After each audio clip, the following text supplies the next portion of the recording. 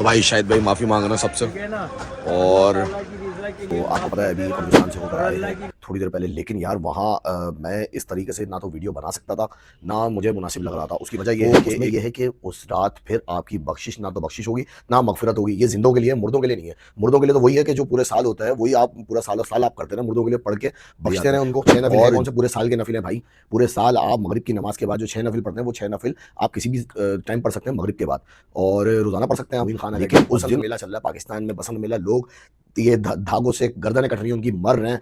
अस्सलाम वालेकुम, कैसे हैं आप लोग? सब ठीक ठाक हैं, खैरियत से हैं? तो भाई एक और नई वीडियो ब्लॉग के साथ आपकी खिदमत में हाजिर हो चुके हैं। और आज रात को है भाई रात, और मार्केट में वैसे ही सन्नाटा मौजूद है। मार्केट में सन्नाटा है भाई, लोगों के रोज़े हैं। अस्सलाम वालेकुम मामू, खैरियत से हैं? तबीयत ठीक है? बस बैठने खाने पे, और खाना लगा दिया है भाई अरसलान भाई ने माशाल्लाह।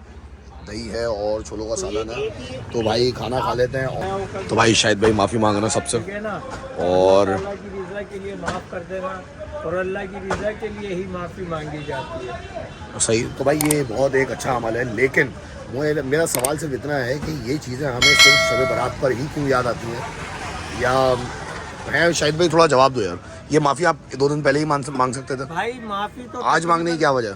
असल में बात ये है कि मैं अपनी बात करूंगा, अपनी ये बात करूंगा कि अगर मेरे से किसी से दिल आज़ारी हो जाती है ना, तो मैं 1-1.5 घंटे के बाद उससे माजरत कर लेता हूँ, माफ़ी मांग लेता हूँ। लेकिन फिर भी जो मुझे पता नहीं है, मेरा जहन है, इंसान है, इसलिए आपने बोला चलो मौका है आज।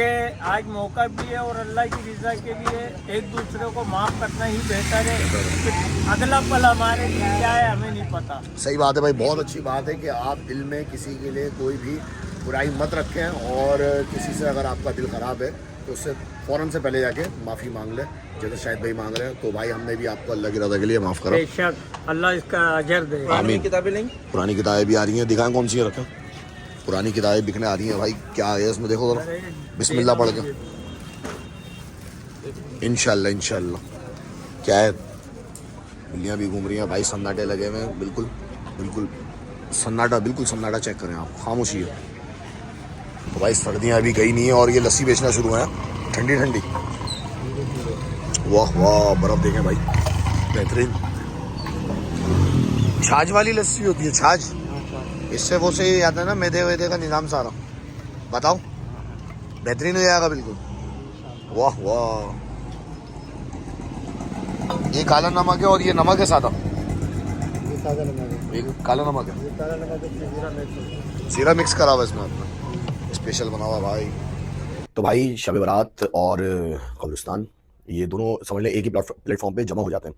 तो आपको पता है अभी कब्रिस्तान से होकर आए हैं थोड़ी देर पहले, लेकिन यार वहाँ मैं इस तरीके से ना तो वीडियो बना सकता था ना मुझे मुनासिब लग रहा था। उसकी वजह ये है कि एक तो लोग वहाँ पे अपने प्यारों की कब्रों पर आते हैं, नंबर 2 वहाँ जो शोर शराबा चल रहा था, मुख्तलिफ तंजीमों की जानिब से कैंप्स लगाए हुए थे, वहाँ पर इतना शोर था कि वीडियो बनाना तो बहुत दूर की बात, लेकिन वहाँ पर आप अगर अपने प्यारों के लिए कुछ पढ़ना भी चाहें ना, तो पढ़ते पढ़ते भूल जाते थे। और मैं अगर इस बात को कसम खा के कहूँ तो झूठ नहीं होगा कि जब कब्र के पास हम लोग बैठे हुए थे, अभी गुज़िश्ता दिनों मेरी नानी का भी इंतकाल हुआ, और इसी वजह से समझ लें ख़ास तौर पे चले गए थे हम लोगों ने, चलो चले जाते हैं, सब जा रहे थे, तो हम भी साथ चले गए, जो चला हुआ है। और समझ लो बिज़नेस बेहतरीन और इंतहा दर्जे के ऊपर बिज़नेस पहुंचा हुआ होता है, फूल पत्तियाँ ये वो अगड़म शगड़म सब चीज़ें। और उनका बिज़नेस चलाने वाले कौन होते हैं? आप और हम होते हैं, जो उनका बेहतरीन बिज़नेस चला रहे होते हैं। चले बहरहाल वो तो एक अलग मसला है, लेकिन हमने दीन को क्या नाम दे दिया है यार, ये तो सोचो ज़रा। आप अगर आप लोग भी गए होंगे शायद कब्रिस्तान, और मैं भी गया, लेकिन आप अपने ईमान से और मैं अगर अपने ईमान से इस बात को बताएं, हमारा ईमान इस बात की गवाही देगा कि अल्लाह की कसम ये दीन नहीं हो सकता जो अल्लाह के नबी सल्लल्लाहु अलैहि वसल्लम दीन लेकर आए। ये वो दीन हो ही नहीं सकता कि जिस तरीके का कल मेला शेला लगा हुआ था, और किसके लिए? मुर्दों के लिए। जबकि शब बारात के अंदर अहकामात और जो भी बातें की गई हैं वो आपके और मेरे लिए की गई हैं। क्या बातें की गई हैं? आपने किसी की दिल आज़ारी ना करी हो, और कोई आपसे समझ लो नाराज़ ना हो, और मुख्तलिफ़ चीज़ें हैं। तो उसमें यह है कि उस रात फिर आपकी बख्शिश ना तो बख्शिश होगी ना मगफिरत होगी। ये जिंदों के लिए, मुर्दों के लिए नहीं है। मुर्दों के लिए तो वही है कि जो पूरे साल होता है वही आप पूरा साल साल आप करते हैं, मुर्दों के लिए पढ़ के बख्शते रहें उनको, और जिस वक्त भी आपने पढ़ा और बख्शा फ़ौरन से पहले उनके पास पहुँच जाएगा अल्लाह के हुक्म से। दूसरी बात यह कि ये जो मौक़े आते हैं, रातें आती हैं, ये आपके और मेरे लिए आती हैं कि अल्लाह ने अगर ज़िंदगी में आपको और मुझे ये रात दे दी है, तो इस रात को हम गनीमत जाने और अल्लाह के हुजूर थोड़ी देर बैठ जाएं, थोड़ी देर, क्योंकि अल्लाह के यहाँ क्वांटिटी नहीं देखी जाती, क्वालिटी देखी जाती है। तो थोड़ी सी क्वालिटी के अंदर भी अगर आप अमाल कर लें तो वाह वाह हो जाएगा भाई। मगरिब के बाद से ही रात का आगाज़ हो जाता है, लेकिन उमूमन लोगों के जहन में ये बात होती है कि रात होती है 12 बजे के बाद, तो 12 बजे के बाद लेके बैठ जाना और फजर की नमाज माजरत के साथ निकल जाती है। तो हमें इस बात का ख्याल करना चाहिए कि यार अच्छा, दूसरी बात यह है कि अगर आप मिसाल है कुछ पढ़ नहीं सकते, कुछ कर नहीं सकते, तो बाजमात इशा की नमाज़ पढ़ लें और कुछ देर के लिए दुरूद पाक पढ़ लें, कुछ ज़िक्र कर लें, थोड़ी सी तिलावत कर लें और सो जाएँ। खाना वाना खाएँ, सो जाएँ। लेकिन सुबह फजर से पहले अगर रोज़ा रखना चाहें, रोज़ा रख लें, ना वरना फजर की नमाज़ के लिए उठें, बाजमात फजर की नमाज़ अदा करें और यही ज़िक्र अस्कार वगैरह कर लें, तो पूरी रात अल्लाह के हुक्म से इबादत करने का सवाब आपको मिल जाएगा, क्योंकि आपने दोनों नमाज़ें बाजमात पढ़ी होंगी। तो बहरहाल जो भी हुआ कल, उस बात पे आप देखें ना किस तरीके का रश लगा हुआ है ये, और लोगों का एक गहमा-गहमी लगी हुई है। और मैं कसम हर बात के क्या कसम खाएँ, जितना लोगों ने इसको लाइटली लिया हुआ, हँस रहे हैं, मज़ाक कर रहे हैं, तफरीयाँ हो रही हैं वहाँ पे, ना नमाज़ की फ़िक्र है। और एक और बात मैं आपको, जो इस बड़ा दिल दुखाने वाली बात है, अल्लाह की कसम हम अपने बच्चों के साथ ये जो 6 नफ़िल है ना, इसको 6 नफ़िल को हमने इतना लाज़िम कर लिया है कि इसको फ़र्ज़ से भी ऊपर हमने दर्जा दे दिया है। तो बहुत सारे लोग ऐसे होंगे, और मैंने भी नज़र में मेरे भी मुशाहिदे में है और देखा है मैंने भी, कि बच्चों को हाथ पकड़ के हम उन 6 नफ़िल पढ़ाने के लिए तो ले जाते हैं। और 6 नफ़िल है कौन से, पूरे साल के नफ़िल हैं भाई। पूरे साल आप मगरिब की नमाज़ के बाद जो 6 नफ़िल पढ़ते हैं, वो 6 नफ़िल आप किसी भी टाइम पढ़ सकते हैं मगरिब के बाद, और रोज़ाना पढ़ सकते हैं आप। लेकिन उस दिन उसको ख़ास इतना कर दिया गया है कि बस अगर आज आपने नफ़िल नहीं पढ़े तो शायद ही आपकी मग़फ़िरत हो। तो बहरहाल वो 6 नफ़िल पढ़े, और यहाँ तक कि इशा का वक़्त करीब आने लगता है और फ़ौरन से पहले मस्जिद से बाहर। कहाँ हैं हम लोग यार, कहाँ हैं? और फिर शायद भाई भी हमारे, ये देखें आप, इन्होंने वीडियो में जैसे आपने देखा कि माफ़ी मांग रहे हैं, सही है, माफ़ी मांगना अच्छी बात है, और थोड़े बहुत अगर मौके आ रहे हैं, ज़ाहिर बात है हर आदमी एक दूसरे के पास इस तरीके से नहीं जाता, लेकिन अगर कोई मौका आ जाए तो आप चले जाएँ, माफ़ी मांग लें जाके। और शाहिद भाई ने भी जैसे माफ़ी मांगी, हमने भी अगर किसी से भाई दिल आज़ारी करी हो तो हमारी तरफ से ही मैं माज़रत कर लेता हूँ अपनी तरफ से।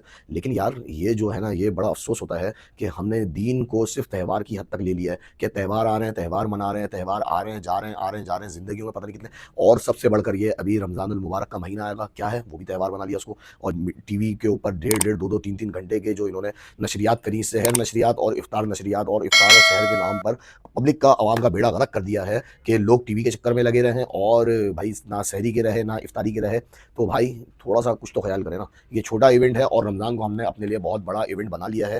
तो यार ये बख्शिश का महीना है, रहमत का महीना है, मग़फ़िरत का महीना है, तो भाई करवा लें इसमें। और दूसरी बात ये कि इस रात, जो शब बारात की रात गई है, उस रात लोगों के बहुत से लोग ऐसे होंगे कि जिनके माँ-बाप उनसे नाराज़ होंगे, लेकिन क्या खैर है, कोई बात नहीं, हम तो जाएँगे कब्रिस्तान, वहाँ जाके रिश्तेदारों की कब्र पे बैठ जाएँगे। माँ-बाप की कोई फ़िक्र नहीं है, माँ नाराज़ है, बाप नाराज़ है, खैर है, वो तो फिर माँ-बाप हैं, माँ-बाप के दिल में नरमी तो होगी ना, लेकिन हमें थोड़ी-सी भी नदामत इस बात की नहीं होती कि हो सकता है किसी बात से हमारी माँ या बाप का दिल दुखा हो, हम अपने माँ-बाप से जाके माफ़ी माँग लें, क्योंकि भाई इस रात, ये जो रात गई है और आने वाला रमज़ान, उसकी ना तो बख्शिश होगी, ना मग़फ़िरत होगी, कि जिसने अपने माँ-बाप का दिल दुखाया और उसके माँ-बाप उससे नाराज़ हैं। तो भाई ना तो उस शख़्स की मग़फ़िरत है, ना शराबी की, ना, और इसी तरह बहुत सारे लोग हैं कि जिनकी मग़फ़िरत नहीं है, आप डिटेल देख सकते हैं उसमें। और हर चीज़ अब तो मोबाइल पे आ गई है, हर चीज़ आपको पता है कि सोशल मीडिया के ऊपर फैली हुई है, तो आप देखें।